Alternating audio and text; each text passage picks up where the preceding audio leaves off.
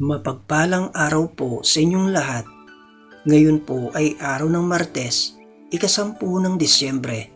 Pakinggan po natin ngayon ang mabuting balita ng Panginoon. Unang pagbasa mula sa aklat ni Propeta Isaías. Aliwin ninyo ang aking bayan, sabi ng Diyos. Aliwin ninyo sila, inyong ibalita sa bayang Jerusalem, na hinango ko na sila sa pagkaalipin, pagkat nagbayad na sila ng ibayo sa pagkakasalang ginawa sa akin. May tinig na sumisigaw. Ipaghanda ang Panginoon ng daan sa ilang, isang patag at matuwid na lansangan para sa ating Diyos. Tambakan ang mga lambak, patagin ang mga burol at bundok, at pantayin ang mga baku-bakong daan. Mahahayag ang kaningningan ng Panginoon at makikita ng lahat. Siya mismo ang nagsabi nito. Magpahayag ka. Ang sabi ng tinig, ano ang ipahayag ko? Tanong ko.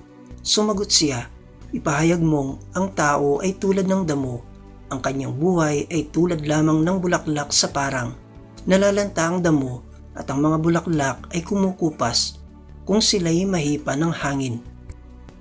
Ang tao nga ay tulad lamang ng damo.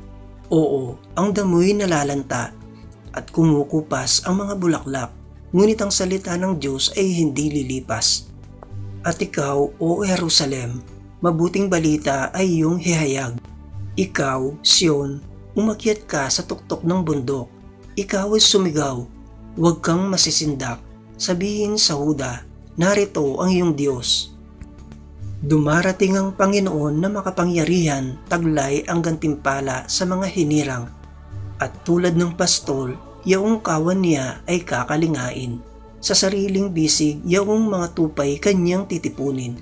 Sa kanyang kandungan ay pagyayamanin. At papatnubayan ang tupang may supling. Ang salita ng Diyos. Salamat sa Diyos. Salmong tugunan. Ang ating Diyos ay darating upang tayo ay tubusin. Purihin ang Panginoon, awitan ng bagong awit. Panginooy papurihan nitong lahat sa daigdig. Awitan ng Panginoon, ngalan niya ay purihin. Araw-araw ang ginawang pagliligtas ay banggitin. Ang ating Diyos ay darating upang tayo ay tubusin. Kahit sa ay ipahayag na ang poon ay dakila, sa madla ay pahayag ang dakila niyang gawa. Panginooy siyang hari, sa daigdig ay sabihin, sa paghatol sa nilikha, lahat pantay sa paningin.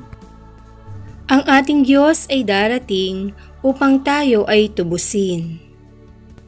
Lupa't langit ay magsaya, umugong ang kalaliman, lahat kayo na nilikang nasa tubig ay magdiwang. Ang bukirin at ang lahat ng naroon ay sumigaw, pati mga punong kahoy sa galak ay mag-awitan. Ang ating Diyos ay darating upang tayo ay tubusin. Ang poon ay pupurihin, pagkat siya ay daratal, paririto sa daigdig, upang lahat ay hatulan. Tapat siya kung humatol, at lahat ay pantay-pantay. Ang ating Diyos ay darating upang tayo ay tubusin. Aleluya, aleluya. Narito ang araw ng Diyos, darating upang matubos, tayong kanyang kinukupkop. Aleluya, aleluya. Ang mabuting balita ng Panginoon ayon kay San Mateo. Noong panahong iyon, sinabi ni Jesus sa kanyang mga alagad, ano sa akala ninyo ang gagawin ng isang taong may 100 tupa kung maligaw ang isa sa mga iyon? Hindi kaya niya iiwan ang 99 na nanginginain sa kaburulan upang hanapin ang naligaw? Sinasabi ko sa inyo, kapag nasumpungan niya ito, higit niyang ikinagagalak ang isang ito kaysa 99 na hindi naligaw. Gayon din naman, hindi kalooban ng inyong amang nasa langit na mapahamak ang isa sa maliliit na ito. Ang mabuting balita ng Panginoon. Pinupuri ka namin, Panginoong Hesukristo.